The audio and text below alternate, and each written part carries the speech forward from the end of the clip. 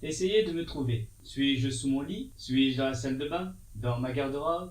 Eh ben non, j'étais sous la table, excellent. Bonjour et bienvenue dans cette nouvelle vidéo. Voilà, j'ai pas grand chose à dire en introduction, donc du coup je pense qu'on va rentrer dans le sujet directement. Aujourd'hui on va simplement faire deux petites histoires, allez, assez troublantes dans le paranormal, et on va essayer de trouver des explications. C'est parti. La première histoire, ça raconte l'histoire en fait d'une fille, on va l'appeler Julie, c'est très beau comme prénom Julie, moi j'aime bien. Et en fait Julie elle va être spectatrice de quelque chose de très bizarre, mais je vais d'abord bien sûr vous mettre dans le contexte. Julie est une fille âgée de 16 ans qui a un ami qui s'appelle Rob. Et ce qui se passe, c'est que tous les deux, ils sont très proches. D'ailleurs, ils sortent très souvent, ils vont au cinéma, ils vont au restaurant ensemble. Peut-être qu'elle l'a mis dans la friendzone, hein, je sais pas. Mais en tout cas, ils passent de très bon temps ensemble, mais ils sont pas en couple, d'accord? Elle nous dit aussi que ils se parlent beaucoup, ils se téléphonent. Elle dit aussi que ils ont beaucoup d'amis en commun. Et donc, du coup, aussi, les parents, ils se connaissent. Manifestement, quand tu as deux personnes qui se connaissent depuis très longtemps, qui passent énormément de temps ensemble, directement les parents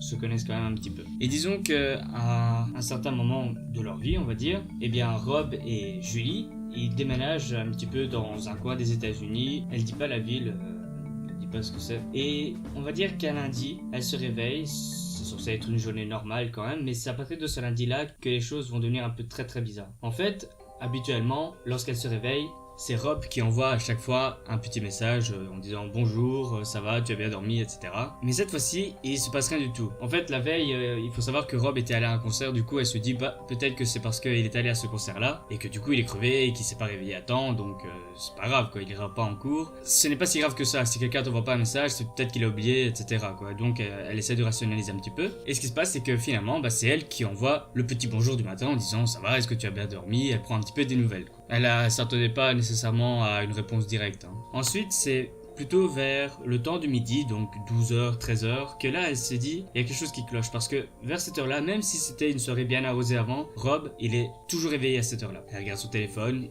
il n'y a pas de SMS qui est arrivé, rien du tout, du coup elle commence un petit peu à paniquer.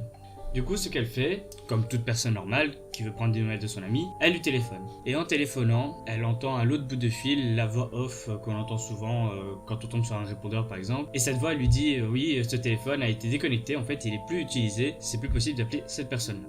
Du coup, encore une fois, elle essaie de rationaliser, un peu de se rassurer, et elle se dit tiens, peut-être qu'il a oublié en fait de payer sa facture. Je vais peut-être aller le voir du coup à sa maison. Elle prend sa voiture, elle va à la maison donc de notre cher ami Rob pour essayer de voir si tout se passe bien. Elle arrive à la maison, jusque là tout paraît normal. Elle frappe à la porte et c'est un jeune couple en fait qui répond, enfin qui ouvre la porte. Et c'est assez bizarre parce que normalement il est censé avoir que Rob et ses parents, tu vois. Mais ses parents c'est pas un jeune couple. Et là c'est vraiment à ce moment-là qu'il se passe quelque chose de très bizarre, parce que la fille leur demande est-ce que Rob est ici, parce qu'elle essaie encore une fois de rationaliser. Elle se dit peut-être que ce sont des invités, alors elle va pas tout de suite mettre des conclusions un peu trop hâtives. Et là le couple se regarde et se dit tiens, Rob, non, ça fait des années que nous habitons ici, il n'y a jamais eu de Rob ici. Bon, elle essaie quand même une fois de rationaliser, elle s'est dit bon, je vais essayer d'aller retrouver Rob et essayer d'un peu voir ce qui se passe de côté là, parce que si ça tombe, c'est le couple qui est vraiment bizarre, quoi. Du coup, ce qu'elle fait, c'est qu'elle décide d'aller là où se passait le concert où Rob était allé la soirée dernière. C'était pas trop loin, hein. C'est pas un gros concert, mais c'était juste un petit concert du village, quoi. Et en y allant, elle voit que justement les gens sont en train de remballer les affaires du podium, etc. Et elle demande, oui, est-ce que vous avez vu Rob, parce qu'elle retrouve certains amis. Et là, les gens, ils disent, non, on connaît pas de Rob, qu'est-ce que tu racontes? Et là, elle se demande quoi, mais du coup, ce qu'elle fait, c'est qu'elle prend son téléphone, parce que sur son téléphone, il y a des photos d'elle et de Rob, bien évidemment. Et donc, elle montre ces photos-là aux personnes, et elle se rend compte que, en fait, sur toutes les photos où il y avait elle et Rob, il n'y a plus que elle. Il n'y a plus Rob sur les photos. Et là, elle prend un petit peu panique, elle se demande quoi. Parce que ce qui est bizarre, c'est que son numéro de téléphone et tous les SMS qui s'étaient envoyés, ils sont toujours là, quoi. À ce moment-là, elle panique encore plus, elle rentre chez elle et elle décide d'appeler du coup la mère de Rob, avec qui elle est assez proche en fait. Et là, la mère dit quelque chose de très bizarre. Elle lui dit, je n'ai pas de fils qui s'appelle Rob. Ah là que le. C'est tellement nul. Alors à ce moment-là, Julie raccroche. Elle prend son album photo parce qu'elle avait un album photo avec Rob. Et en l'ouvrant, elle constate qu'il n'y a que des photos d'elle. Plus des photos d'elle et Rob qu'elle avait l'habitude quand même de voir. Non, il n'y a plus qu'elle sur les photos. À ce moment-là, elle pense un peu devenir folle. C'est un petit peu normal parce que ça se fait que tu as ton ami d'enfance qui est là. Et puis du coup, il n'est plus là, tu vois. On dirait qu'il n'a jamais existé. Et là, elle décide un peu d'en parler à sa famille parce que sa famille était quand même proche de Rob. Et que justement, eux, peut-être qu'ils s'en souviendraient, tu vois. Mais en demandant un peu s'il se souvenait un peu de Rob, eh bien les parents lui disent non, on connaît pas de Rob, qu'est-ce que tu racontes? Et en fait, depuis ce lundi, il n'y a plus jamais de nouvelles de Rob. C'est comme si Rob n'avait jamais existé. Quand elle regarde sur son compte Facebook, son compte Twitter, Instagram, etc., rien du tout. Et sur les photos qu'elle avait avec lui, il n'y a rien du tout non plus. C'est quelque chose de très bizarre qui est arrivé du coup à notre chère Julie. Je peux un petit peu la comprendre parce que ce qui se passe, c'est qu'il m'est arrivé quelque chose un peu similaire. Enfin, j'en ai jamais parlé à qui que ce soit, même à mes parents ou des personnes de mon sport. Parce que ça s'est passé justement au sport. En fait, quand j'étais petit, jusqu'à mes 18 ans, j'ai fait en fait du judo. Et dans ce club de judo là, j'ai le souvenir qu'il y a une fille qui s'appelait Adeline. Pour moi, c'était une fille qui était habituée, elle venait là, on parlait beaucoup, on s'entraînait énormément ensemble. Et ce qui se passe, c'est que du jour au lendemain, plus jamais d'Adeline. Et dans ma tête, pour moi, c'était une fille qui a vraiment existé et qui est restée là pendant quand même pas mal d'années, genre pendant 5 ans quand même d'affilée avec moi au judo. J'en ai parlé une fois à quelqu'un qui venait au judo et quand je lui ai dit oui, tu te rappelles de Adeline, il m'a dit non, il n'y a jamais eu d'Adeline au judo en fait, alors que lui aussi était un habitué avec moi. J'en ai jamais parlé à mes parents ni à mes profs, etc. parce que je trouvais que c'était très bizarre et que peut-être que le souci venait de moi. Et donc Julie devrait peut-être se remettre en question parce que peut-être que le souci ne vient pas des autres, mais bien de elle qui s'est peut-être imaginé quelque chose. Mais la différence entre son histoire et moi, c'est que moi, allez, je devais avoir peut-être 10, 11 ans, j'étais encore en primaire. Et donc, quand on est en primaire, on s'imagine beaucoup plus de choses que lorsqu'on a 16 ans. Et cette fille-là, ici, Julie, elle a 16 ans. Du coup, quand on a 16 ans, on est quand même plus rationnel, on s'imagine moins de choses. Et avoir un ami imaginaire, c'est assez rare d'avoir ça lorsqu'on a 16 ans. Je propose de passer à une autre histoire qui est un petit peu plus effrayante. Après l'histoire que je vais raconter ici, vous n'oserez plus jamais dormir avec la main hors de la couverture. Je vais vous expliquer pourquoi. On retrouve cette fois-ci un garçon qui s'appelle Marc. Et Marc, ici, il a 16 ans, un peu comme Julie. Et ce qui se passe, c'est qu'une nuit, il se réveille, soudainement, comme ça. Et il voit sur son réveil qu'il est genre 3h, 3h30 du matin. Il faut que vous sachiez que souvent on dit que cette heure-là, donc 3h, 3h30 du matin, c'est un peu l'heure des démons, on va dire, où c'est là que les choses paranormales ont plus tendance à se dérouler. Jusque-là, c'est assez normal, hein. Parfois, on se réveille comme ça durant la nuit. Qu'est-ce qu'on fait? On change de position et on essaie de se rendormir. Ici, c'est exactement ce que pense Marc. Il se dit, bon, c'est pas grave, ça arrive, je vais me rendormir parce que demain, il doit se réveiller à 7 heures. Et au moment où il a voulu se retourner, il s'est rendu compte qu'il ne pouvait pas bouger. Il était complètement paralysé. C'est ce qu'on appelle justement en fait la paralysie du sommeil. Mais lui, à ce moment-là, en fait, l'histoire elle date d'un petit moment.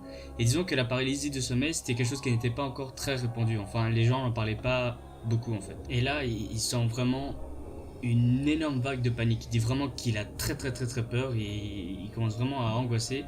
Et en fait, c'est tout à fait normal. C'est quand on regarde un petit peu dans certains témoignages qu'on peut trouver, c'est exactement ce que les personnes disent. Ils savent plus bouger, ils se sentent paralysés et ils commencent à avoir très peur. Et ils essayent vraiment de se frapper les jambes, essayer de se pincer pour avoir une petite réaction. Et il essaie même de crier pour un peu prévenir ses parents. Mais pas moyen, il n'y a pas moyen de crier, pas moyen de bouger, il est complètement paralysé. Et dans toute cette panique, à un moment, il sent que son bras droit, qui était hors du lit, donc je sais pas trop comment expliquer ça, mais pour vous, je vais vous le montrer, ok, en direct. Voilà, là, sa main était là, ok, hors de la couette. Et il sent que cette main, elle monte un petit peu vers son visage. Mais il sent bien que c'est pas lui qui contrôle sa main, c'est sa main, on dirait que quelque chose manipule sa main pour la faire monter jusqu'à sa tête. Heureusement que c'est pas vers le bas, parce que... Et il sent que la main commence à aller tout doucement vers son cou. Et là, bien sûr, sa panique grandit encore plus, tu vois. Et encore une fois, il essaye de crier, de hurler exprès pour que ses parents l'entendent et viennent l'aider. Mais pas moyen, il n'y a aucun son qui peut sortir de sa bouche, il est complètement paralysé. Et c'est sa main qui bouge toute seule. Mais toute seule ou alors c'est un petit esprit... qui essaie de l'avoir, tu vois. Et à ce moment-là, il sent que la main commence à l'étouffer. Enfin, la main, elle l'étrangle de plus en plus, en fait. Et cet étranglement, elle dure au moins 30 secondes. Et après ces 30 secondes, disons que la main lâche prise et il arrive à retrouver la mobilité de son corps, en fait. Et à ce moment-là, il reprend la couverture, il se met en dessous de la couverture, les bras sous la couverture, il se retourne et essaie de se rendormir. Et depuis, il dort avec les mains sous la couette, tout le temps, jamais hors du lit. En fait, on pourrait prendre ça pour du paranormal, mais Pas du tout. Il y a déjà eu beaucoup de situations similaires. En fait, ça s'appelle la paralysie du sommeil. Et ce qui se passe, c'est que tu te retrouves un peu dans un état second, donc entre le réveil et entre le sommeil. Et ce qui se passe, c'est que toi, tu es éveillé, mais ton corps ne semble pas être éveillé en fait. Et du coup, c'est pour ça que même si tu as envie d'essayer de bouger, tu n'arriveras pas à bouger parce que ton corps, lui, se dit non, t'es en train de dormir, fous-moi la paix, tu vois. Par contre, je sais pas trop comment expliquer le fait que la main essaye de l'étrangler en fait. C'est assez bizarre. Est-ce que vous avez une explication? N'hésitez pas à le dire dans les commentaires. Quoi qu'il en soit, les deux histoires s'arrêtent ici et la vidéo même s'arrête ici. J'espère que ça vous a plu. N'hésitez pas à mettre un petit pouce bleu, à vous abonner si ça vous a plu et que vous voulez d'autres vidéos.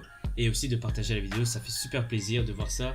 Parce qu'il y a plus de gens qui viennent et c'est plus susceptible de se retrouver chez des gens et des gens qui justement s'intéressent à ce genre de vidéos et d'histoires bien évidemment. N'hésitez pas à nous rejoindre sur Instagram et Twitter, ça fait toujours plaisir. Vous pourrez aussi voir d'autres choses que mes vidéos YouTube et aussi vous tenir au courant de certaines choses que je mettrai plus tard. On verra. Je vous dis à très bientôt et n'oubliez pas de ne pas faire dépasser votre main, ok?